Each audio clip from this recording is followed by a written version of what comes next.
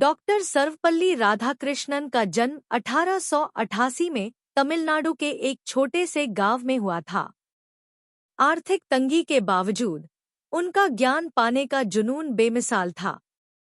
बचपन से ही उन्होंने जटिल दार्शनिक विचारों को समझने की अद्वितीय क्षमता दिखाई, जिससे उनके शिक्षक भी चकित रह जाते थे। जैसे जैसे वह बड़े हुए, उन्होंने दर्शन शास्त्र में अपनी पढ़ाई जारी रखी, कई छात्रवृत्तियां और सम्मान प्राप्त किए। ज्ञान के प्रति उनका प्रेम केवल पढ़ने तक सीमित नहीं था, वह अपने ज्ञान को दूसरों के साथ साझा करने के लिए भी उतने ही उत्सुक थे। राधाकृष्णन की शिक्षा देने की शैली साधारण नहीं थी। वह मानते थे कि शिक्षा केवल जानकारी का आदान प्रदान नहीं, बल्कि छात्रों के दिलों में ज्ञान की आग लगाने का माध्यम है। अक्सर वह खुले आसमान के नीचे कक्षाएं लेते थे, जहां प्रकृति ही उनका ब्लैकबोर्ड और संसार ही उनकी पाठ्यपुस्तक होती थी। उनकी कक्षाओं में हमेशा जीवंत चर्चाएं होती थी, जहां छात्रों को स्वतंत्र रूप से विचार व्यक्त करने और सत्य की खोज में लगे रहने के लिए प्रेरित किया जाता था। राधाकृष्णन की विद्वता और शिक्षक के रूप में उनकी ख्याति चारों ओर फैल गई, जिसके परिणामस्वरूप उन्हें अकादमिक और राजनीतिक जगत में कई प्रतिष्ठित पदों पर नियुक्त किया गया। 1962 में वह भारत के राष्ट्रपति बने, जिसे उन्होंने बड़े ही विनम्रता और गरिमा के साथ स्वीकार किया।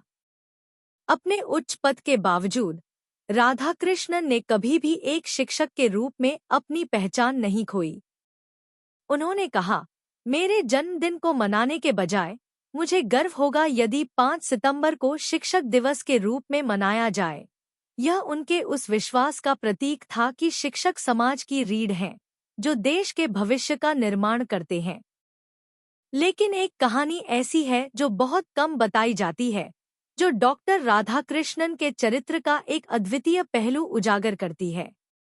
राष्ट्रपति पद के दौरान राधाकृष्णन को उनके एक पूर्व छात्र का पत्र मिला, जो अवसाद से जूझ रहा था और उसने जीवन में सारी उम्मीद खो दी थी।